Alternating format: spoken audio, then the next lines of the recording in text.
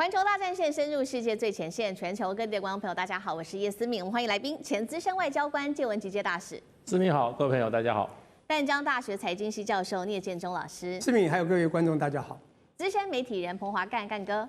思敏好，大家好。好，观众朋友，今天节目一开始，我们赶快来关心到的是中东情势。今天要来关心的是纳坦雅胡是否误中了来自于伊朗的圈套呢？伊朗神秘现在正在进行建设当中的就是它的这个神秘碉堡，等一下会带观众朋友来看一下细节哦。那么现在正式的曝光了吗？再来就是关心了是不是伊朗在背后未来还会有中国大陆的势力，中国的影子舰队是否来协助运送一些设备，帮助伊朗做它的飞弹升级呢？我们今天都会一起的来关心今天的这个开场的3个火线话题，等一下请我们的来宾一起来做回答的。首先我们会来关心到的是纳坦雅胡这一次是否误中了来自于伊朗的圈套呢？因为纳坦雅胡他说啊，他找到了伊朗的浓缩铀，到底是他为他要打战前铺路，还是他落入了伊朗的圈套呢？第二件事情，刚刚在讲的十字号山，就是现在伊朗正在偷偷秘密打造的这个终极核碉堡正在打造，据传比福尔多更深。深度最多达到100公尺哦，美军是否过去它的钻地弹的这个杀手锏是否还能够打穿它呢？最后我们来关心是否在这背后伊朗有中国大陆的影子舰队会出手吗？它的关键行星搅拌机是否帮助输入给伊朗，来帮助它在做飞弹的量产正式进入倒数呢？今天就这些议题我们会来做关注。今天最新开场，我们先来关心到的是以色列总理纳坦雅胡这一回再把军事焦点指向了伊朗，他怎么说？我们来看到最新消息，纳坦雅胡说：“我掌握到了来自于伊朗，他现在又在偷偷的隐藏这些高浓度的浓缩铀，地点啊，疑似现在也找到了，就是要来替新一轮伊朗的军事行动要来找借口吗？”这是来自于纳坦雅胡的说法。当然，同一时间，我们看到伊朗方面是不是有备而来了呢？他最新宣布公开处决被指称为是摩萨德最重要的间谍之一的一位男子哦，并且怒控以色列他渗透伊朗的政府机构，企图夺取这些最核心的机密。双方你来我往，似乎打的就是一个情报战。中东局势现在更紧张了，恐怕会有大规模的冲突即将要爆发了吗？我们先来关心纳坦雅胡，他高调宣布说找到了伊朗的浓缩铀，是想要替攻击制造一个正当性吗？因为他说找到了这个位置，他已经把情报提供给美国了，是想要再做另外一次的攻击吗？是真情报还是假情报？另外，伊朗真的有这么笨吗？他会就这样子很容易的让这个摩萨德取得这样的情报吗？还是他故意制造假情报，让以色列落入圈套当中？介大使怎么看？我想就以色列来讲的话啊，这个伊朗是他在区域内啊最危险啊，也是最威胁最大的一个敌人。那只要有伊朗存在一天啊，他就很难的这个叫他就不会感觉到舒服的。所以在这个以色列跟伊朗的关系啊，会永远都处于一个紧张状态。而且借着整个美国现在川普政府对这个以色列政府的高度的支持的情况之下，他们前几个月已经对伊朗进行过攻击了。那么用了美国最先进的这个钻地弹，那是美国库存也不多的钻地弹啊，把它的地下的这个核设施啊，川普是说销毁得很彻底，可是呢有人存疑，那也有人说事实上的话，那个地下核设施啊，被这个攻击的前几天啊，伊朗已经把这个浓缩铀啊这些都已经移走了，这都没有办法获得证明。川普的讲法是说消灭得很清楚。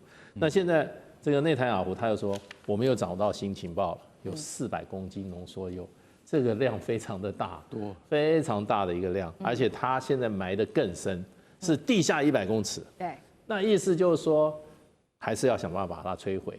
那只要我觉得这个情报哈，在反复的验证之下哈，它得到确实的话，我想在适当时机的话，美国跟伊朗应该还是会这个联手去美国跟这个以色列还会去联手想办法摧毁这个伊朗这个地下核设施。不过这时间之窗也不大，因为必须要在这个川普仍然掌权，而且是有效掌权的这个方式之下，对，如果说川普不掌权了，或者川普卸任的话，我想要继任的总统啊，很难会接受啊，叫以色列对伊朗进行这种攻击的。不过就变成这个同时期，伊朗也处决了一个穆萨德的间谍啊，这显示事实上伊朗也正在怎么清理门户，因为伊朗事实上每一次好像啊都没有国家机密。人在哪里，人家以色列也搞得清清楚楚。你和最机密的东西藏在哪里，人家搞得清清楚楚，那就是出了内贼嘛。对，人家穆萨德的这个情报做得很确实嘛。那不过我们在这些各种刑事研判的时候，情报一方的情报是不够的，情报的这个基本上它是2线、3线甚至4线。一个情报出来。找 A 线过来，要 B 线去确认，B 线的再确认后还要 C 线，这样才会得到最后的一个什么精准的情报，而不会钻地弹用下去了，结果又没打到。对，所以呢，我觉得伊朗只要有机会的以色列只要有机会不会放过伊朗的。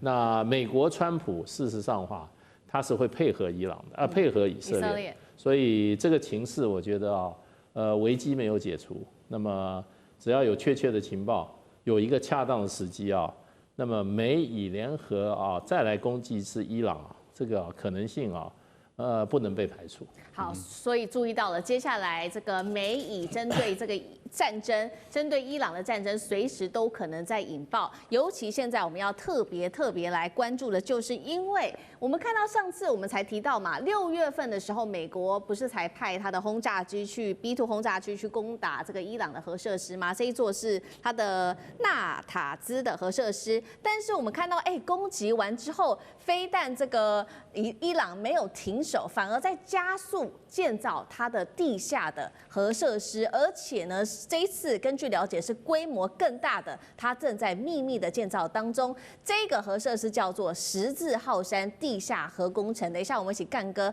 来带我们了解现在正在秘密建造的这个核设施的一些基本档案。它这个地点呢，其实距离上次被 B2 轰炸机轰炸的这个纳坦兹的地方只有1.6公里的一个距离而已哦。那么根据现在卫星影像的最新显示，确实呢，这个隧道正在加强它的稳固当中，外围的防护也在强化当中。重点是可以看到它的气土量增加，所以呢，好像随时都在建造当中。最深，甚至是可以达到100公尺的，比过去任何的核设施看起来都更具有隐秘性哦。更骇人的事情是，上一次其实美军在攻击之前得到的资料是，伊朗已经囤积了大概900磅，也就是浓缩至60%左右的一个铀。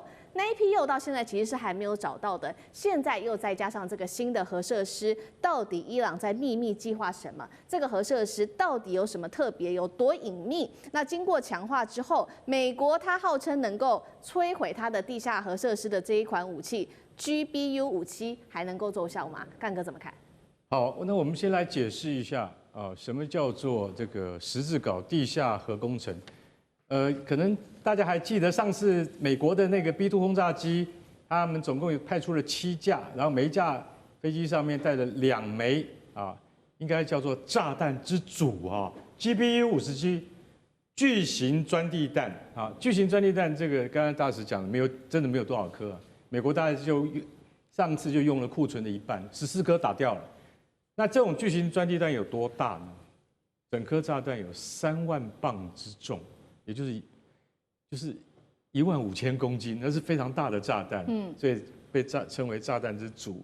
因为俄罗斯有个炸弹之父，然后美国还有一个炸弹之母，改天我再跟各位介绍，这个是一个家族啦，就是代表说他们都是它是以重力加速度为本，在进入这个目标之前它会启动延时引信。延时引信的意思就是说，它要钻到地面，到了里面才爆炸，这个叫做钻地弹的意义。那以前美国早就有这种钻地弹，就我刚才讲的炸弹之母但是这更早在越战的时候还有用越战的时候是 GBU-28精灵炸弹，那个时候打进去，我跟你讲只能打6公尺，因为什么？因为他们认为越共都躲在那个地底下。可是后来发现没用，为什么？因为越共到处跑，所以打了这边，他跑到那边，所以后来这种精灵炸弹变成毫无用武。到了这次对付伊朗的时候，用这种炸弹反而是有用的，为什么？因为它是固定的，不会动的啊。那以前只能打6公尺，你怎么打得到？所以后来美国发展出了这个炸弹之主 GBU-57之后，号称可以打60公尺，是以前 GBU-28的10倍，它可以打60公尺。不过现在问题来了，纳坦兹听说他在地下100公尺，难道川普你要再派 B2 去吗？这次打得到吗？而且我们看最近纳坦兹的这个地下，不是纳坦兹，就是在十字号上次是攻击纳坦兹，这次十字镐只距离纳坦兹1.6公里，这么近。我告诉各位，十字镐在5年前就开始进行工程了，但是非常神秘莫测。摩萨德的情报人员知道这里在进行工程，但是他们没有找到有核子痕迹，也就是说有核子的相关资材跟那个设备的进驻，所以当时他们也在怀疑这到底是什么啊？因为他们已经知道我们有伊斯法罕、有福尔多、有纳坦兹，有这3个地方了，怎么那还有多出一个十字镐，这是在干嘛用的？所以当时并不能确定，现在终于能够确定了。原来这个地方挖的比以前更深，到了100公尺。我今天要讲一句实在话。以色列空军没有能够对付这样的目标的武器，到时候还是要川普出手。希望川普能够搞得让他自己能够连任，不然的话，要再次发动攻击的话，其实国际视听也很重要。我是认为啦，他已经到了100公尺，但是我今天讲一句实在话，上次钻地弹的那个成绩如何，各方说法莫衷一是。但是我可以告诉各位，如果没有用的话，那还会在纳坦兹原地起炉灶。显然是有用的。那现在这个900磅的武器级浓缩铀，到底还剩下多少？其实我可以告诉各位，摩萨德那边一定会有情报，所以尼坦雅胡他也保留，说我当然知道放在哪里啊，我也知道他们现在要新建的地方在哪里，就是在这个山。那问题是，以色列本身是没有办法摧毁的，到时候还是要请美国来帮忙。但是我可以告诉各位，伊朗要发展核武的决心是不会终止的。今天不管任何情况之下，他可以对国际社会示弱，但他在私底下他绝对会继续发展，因为武器级的核设施跟核子弹是像这样子的第三世界的国家，他们保障自己安全的必要手段。印度也是这样，巴基斯坦也是这样，所以我可以告诉各位，美国的强制的措施跟以色列联手攻击，那是不会有真正达到效果的一天。好，谢谢干哥。好，确实如干哥刚刚帮我们提到的，这个伊朗持续的研发它的这个核武设施的发展是不可能会停下来的。另一方面，除了在核武之外，现在伊朗要强化的就是它在它的飞弹上面的生产了。据传这背后可能还会有来自于大陆的帮忙吗？因为来自于美国的媒体已经开始质疑了，说，确实啦，你伊朗想要现在在做飞弹，但是你还是缺少这个关键武器啊，它就是行星搅拌机来帮忙做生产。不过中国大陆有没有可能支持呢？现在大家也在关注，尤其过去我们知道，在美国的制裁之下呢，中国大陆可以躲避美国的制裁，把伊朗的石油洗产地之后输入到中国大陆，现在要他去给这个伊朗运送一台所谓的行星搅拌机，应该不会太难吧？聂老师又怎么看中国大陆的态度？再来就是行星搅拌机对于生产飞弹来说，到底这一台机器有多么的关键？那中国大陆他会愿意透过他的影子舰队来帮助伊朗吗？聂老师又怎么看？好，那世明问了3个问题。第一个呢，态度非常清楚，当然会。那再怎么讲呢？我们讲全世界有8+1个核子大国，除了安理会的5个国家以外，对不对？大家都很清楚嘛，中俄美英法。那美英法属于这个体系，中俄属于这个体系。那93阅兵大家很清楚，还多了一个北韩。那当然还有巴基斯坦和印度，还有一个就是以色列。说有呢，好像又有没有？其实它就是有。反正8+1，现在呢这个势力呢有点势均力敌，因为美国很多，那中国再加上2，北韩不会输。但中间你要知道，现在这些所谓的国家把这些国家用邪恶2个字叫邪恶轴心国，里面叫 CRINKS 啊 ，CR 中俄，还有一个 NK Inc 的 NK 北韩，中间是什么？伊朗。这是一个 team， 当然就会，所以中国在最后一定会帮忙，但是中国不敢随便得罪美国之下，各位想想看，这个伊朗这么大，以色列这么小，结果以色列呢去打他的飞弹基地，结果在6月10号还真的摧毁了不少，认为他可能不行了，而美国呢当然要支持以色列去把伊朗，甚至打了伊朗，后面的中国实力就会减弱，这时候还 GPU 武器就嘣，深土炸弹把它钻进去了。核能当然也损失了一些，但是都没有完全解决。好，重点来了，现在伊朗要重建。美国说你不可能很难啊，可是卫星拍到了 ，satellite 就看到，他们真的在重建，怎么有办法呢？你有行星搅拌器吗？什么叫行星？大家都知道嘛，哈，太阳系旁边行星就像叶片这样旋转，非常稳健的旋转。我跟你讲，各位啊，全世界有一样东西啊，我跟你讲是必须要靠设备才有办法做到这么高密度、高精密的。我讲很多东西需要搅拌。比如我们要做的很多精密的东西，你看波纱布、波纱线都是要非常多的石头、稀土这样去搅拌混在一起的。还有你脸上像思敏长那么漂亮，对，如果有油怎么办？是不是要有东西去洗掉、化掉？是不是也要混合？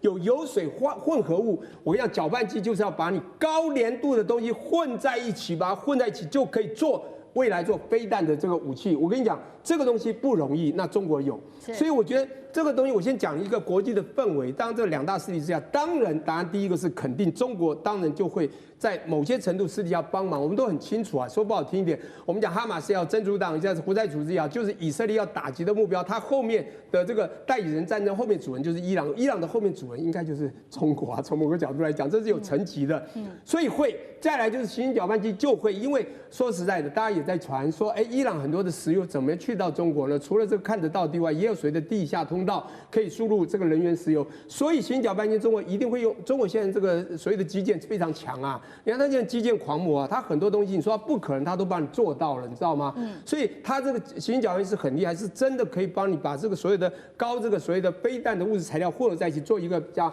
能够重建它飞弹基地的。因此，我觉得这样的一个计划的确是在美国出乎意料之外。那么这个我已经看到之后，我们觉得美国可能会有另外一种审视，搞不好美国开始又要做其他的动作，可能又把眼光又要丢到中东了。我们还要持续观察。好，谢谢聂老师。那我们休息一下，马上回来。地缘政治、美中之争、战略价值、强权崛起、小国生存。现在与未来洞悉事件走向，掌握世界脉动，全球观点尽在环球大